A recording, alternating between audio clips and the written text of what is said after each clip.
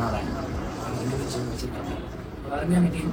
முதல் முயற்சிக்கான கண்ணிங் முயற்சி வந்து ஒரு மிச்ச முயற்சியாக இருக்குது. ஸோ சாங்கும் நல்லா இருக்குது. அது ஒர்க் பண்ண டெக்னீஷியன்ஸ் நல்லா ஒர்க் பண்ணி ரைட் சொல்லி எடிட்டர் எல்லாருமே நல்லா ஒர்க் பண்ணியிருக்காங்க. அது பெஸ்ட் டீம். டைம் அடிக்கும் போது இந்த பாடலை பார்த்து